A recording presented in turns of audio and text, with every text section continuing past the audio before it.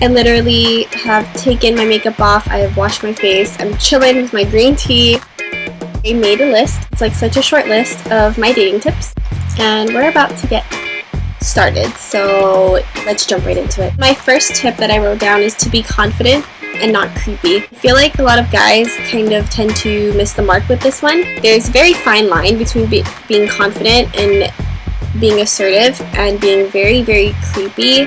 Guys tend to think that when they approach a girl with confidence that it needs to be full force. From how I am and from how a lot of my friends are, that's not necessarily the case. We tend to warm up to people, especially if you're dealing with a more quiet or reserved girl. Definitely be confident but not forward at all.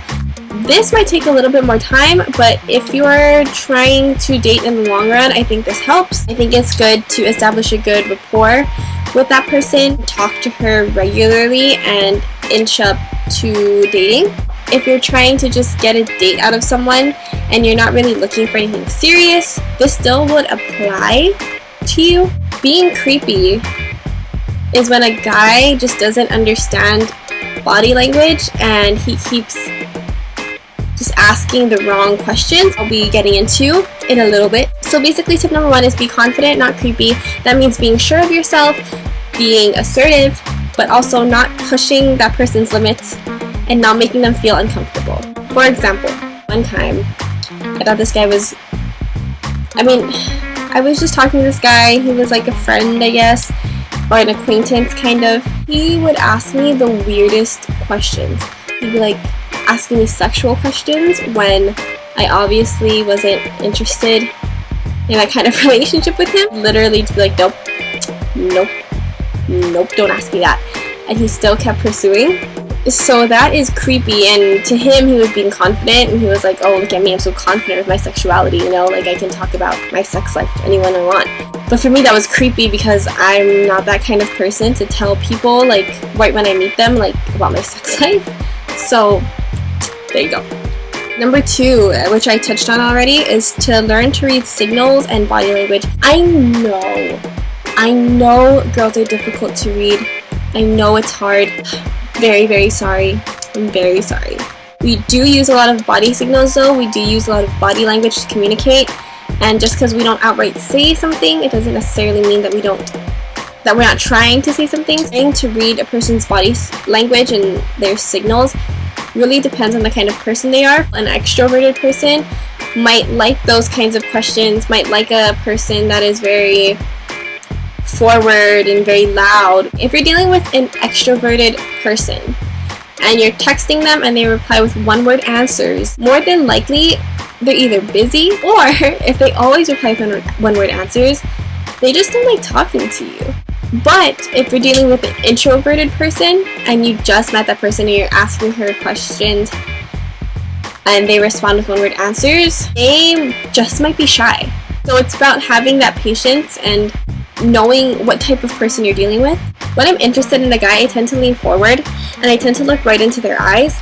But if I'm not interested in a guy or anyone, I fold my arms, like exactly like this. I fold my arms, I look back and I'm just like, Number 2 is pretty difficult because it's really hard to put people in the same category. And I know it's really hard because girls sometimes don't say what we mean and we're very confusing, and like sometimes we like you and sometimes we don't, and honestly, it's confusing for us too. It would help a lot if you just read her signals. If a girl is genuinely laughing at you, not like a nervous laughter, but actually laughing with you, she enjoys your conversation, and trust me, you can tell and you'll feel when a girl is enjoying your conversation. Trust me. And if she is constantly prolonging the conversation, then chances are you're in good standing with her and you can keep that thing going. Hopefully you don't mess it up. Haha, just kidding. So tip number 3, I have do not rush. This kind of goes into the learn to read signals and body language. I don't mean rushing in like the way of time, because to me time doesn't mean anything. You can meet someone and click with them and you guys can get married like the next day, and okay, maybe that's too dramatic, but you know what I mean. So you can meet someone and after a month you know that they're the one and you know that you're in love, and that's fine and people last and that's great. However, some people need to take it slow. and that's okay too. So for me, rushing doesn't necessarily mean with time. For me, rushing is when you try to push for something that doesn't happen on its own, doesn't happen naturally. For example, I was talking to this guy, and I wasn't exactly sure how I felt about him, and I let him know, because if you know me, you know I'm very honest. So I let him know how I was feeling, that I wasn't sure exactly how he felt. I'd just gotten out of a relationship. He's cool, we get along, we click, it's fun to talk to him, it's great, but I'm not sure if I want that kind of thing with him. Now for him, he was all ready, and he wanted to rush things to the point where I kind of backed off and I didn't want him anymore. So that's me. I don't like when things are kind of forced. I guess I should have been like, do not force things, but that's what I meant, do not force things. Things should always come naturally, things should always progress naturally, and the best relationships always progress naturally, in my opinion. They don't have to be forced. You don't have to ask like, hey, should we take our relationship to the next level? And this is not really good in the dating world. The dating world is very, very delicate, and it must be taken care of. It is a crystal ball that cannot drop, so don't rush when you're holding it. I'm so dumb, I'm sorry. Two people who have the same mindset, or two people who have the same level of affection for each other, tend to move at the same pace. Number 4. I feel like this goes along with number 2, but social skills. Please brush up on your social skills if you are going on a date. Please brush up on your Can I speak today? Brush up on your social skills. If you are trying to get a girl to notice you, just please brush up on your social skills. What is acceptable to talk about on a first date? What is acceptable to talk about when you first meet someone? I've had guys come up to me just because I'm Asian and say, wow, I bet your pussy's tight. I'm like, yeah, because that's going to get me to date you. Like, oh my god, yes. Please date me. Like, she'll probably love you forever if you talk about dogs. Avoid talking about yourself too much. Please avoid it. I hate when I'm out with a guy and all he can talk about is himself the entire time. I'm like, okay, am I a mirror? Why'd you ask me out? You could have easily just talked to yourself. Remember that a date is supposed to be getting to know each other. So if she's not talking much, get her to talk a little bit. If she's not talking much and she's an introvert, like I said, do not take it personally. Introverts are just very quiet, but it doesn't mean that she doesn't enjoy your company. If you want me to make a video about dating shy girls, then I will make a video about that as well. Number 5 is to keep things simple. I've had many of my girlfriends, okay, I say many as if I have tons. I've had like my girlfriends tell me that guys that take them on extravagant dates, they're kind of put off by it because it seems like you're trying so hard to impress her.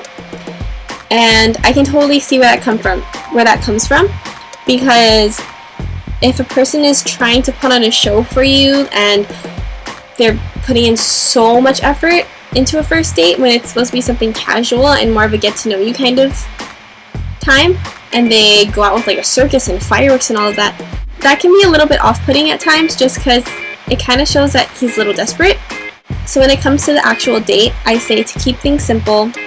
I would stay away from movies unless she's a big movie buff, but for me personally, if I'm going on a date with someone, I want to be able to talk to them. I want to be able to have a conversation with them, and obviously you can't do that in the movies.